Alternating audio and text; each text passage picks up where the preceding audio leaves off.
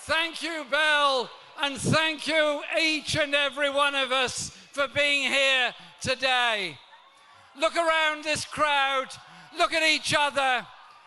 We are young, we are old, we are black, we are white, we're disabled, we're LGBT, we're the whole wonderful mosaic of diversity and inclusion that we represent on this demonstration today. We are the living embodiment of what a democratic society is about, where people come together not to exploit their differences, but to share the joy of learning something from each other and from each other's experiences, that others may not go through the hardship that so many have gone through to bring about some of the social changes we've achieved. And so, in welcoming visitors from the United States, I hope there can be a conversation. I am not, absolutely not, refusing to meet anybody. I want to be able to have that dialogue to bring about the better and more peaceful world that we all want to live in. But I'm very disappointed, particularly today on the wonderful festival of Eid, that our Mayor of London, Sadiq Khan, has been attacked in the way that he has. I'm proud that our city has a Muslim mayor, that we can chase down Islamophobia, anti-Semitism, any form of racism within our society, because racism divides. Exploitation of minorities divides. Exploitation of minorities brings about hatred, dislike, disdain, and a horrible place for individuals to live in. When you've created that sense of hate, when you've destroyed people's self-esteem by those forms of racism, do you know what? You haven't built a house, you haven't built a school, you haven't trained a nurse, you haven't defended our natural world. All you've done is created a greater sense of hate and hatred that goes with it. So, we as a community and people have to work together to bring about that different world. We're in the midst of a debate about the future of our relationship between Britain and Europe and the rest of the world.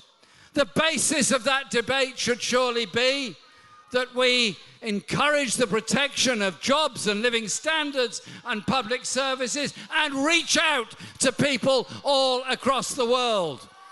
But it should not be a debate about how we go forward with no deal at the same time as offering up our precious, wonderful National Health Service to private American companies to come in and take it over. We will not stand for that. We will fight with every last breath of our body to defend the principle of a healthcare system free at the point of need for everybody as a human right. In the same way, many colleagues from my party, my shadow cabinet and parliamentary group that are here today are proud to put forward the same principle for an education system based on the right to learn and the right to know, not the ability to be able to buy it from somebody else. It is about the kind of world we want to live in. There is a refugee crisis around the world. There are 65 million people across the globe who have no place to call their own as home.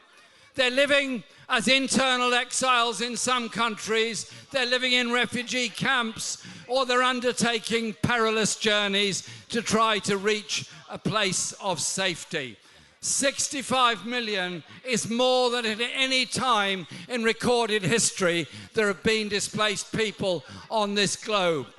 Can we stop treating people who travel for a place of safety, escape from oppression, from climate change-induced degradation or economic poverty to try to make their contribution to the world. Don't treat them as enemies, treat them as fellow human beings and citizens of this planet who deserve our support, our sympathy and our understanding. But recognise, as many of us did when we marched in 2003 in Hyde Park, that going to war has consequences. Consequences for the soldiers who die, who we remember this week from the commemoration of what happened on D-Day. The consequences live on in the disability, the mental health stress, the dislocation and the flows of desperate refugees. The wars in Afghanistan and Iraq and Syria are feeding this desperate refugee flow.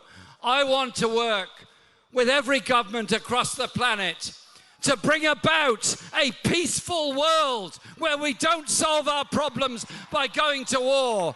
We solve our problems by an understanding of history and how those conflicts came about. That is the intelligent message of peace that I believe we're giving here today in this marvellous demonstration here in Whitehall. And there's one other thing I want to say, and it's this. 3 weeks ago in Parliament, it was my privilege and pride to introduce, sadly, a very necessary resolution. A resolution that the British Parliament should declare there is a climate and environmental emergency across the whole planet. I'm proud to say that it was not opposed, therefore it was carried, and that is the decision of the British Parliament. But passing a motion like that is only part of it. If we are to protect the natural world and environment on which we all depend, then actions have to be taken. A world dedicated to personal profit and greed, to mass exploitation and the most intensive forms of farming destroys the natural world bit by bit by bit that we all rely on. 60% of wildlife has been lost in this country in the past 40 years, and it's getting faster and getting worse. The problems are galloping all around the world.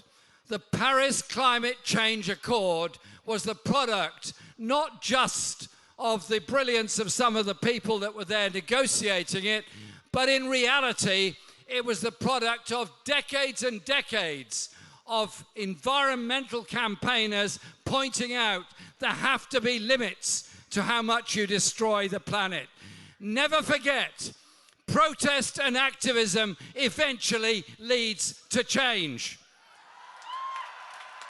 And so, I want to live in a world that survives. I want to live in a world that thrives. You do that by respecting the natural world. You do that by respecting each other. You do that by recognizing that we learn from each other's history.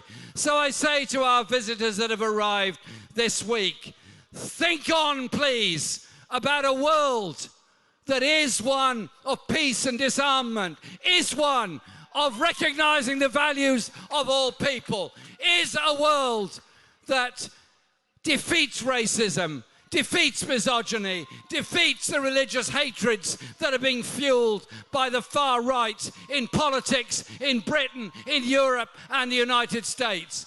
They have no answers to young people growing up worried about their future, no answers to communities that have lost their industries, no answers for the people that are desperate in all parts of the world to get somewhere to live, no answers to those people that are desperate to get the medical help and support that they need, no answers to those going through a mental health crisis of any sort all over the world.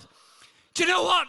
Together we can make a big difference. Together we can change this world. Together we can bring about that peace and justice. And by our demonstration here today, we've shown just how determined we, all of us, are to achieve that better place and that better world. Thank you for being here today for peace, for justice and disarmament.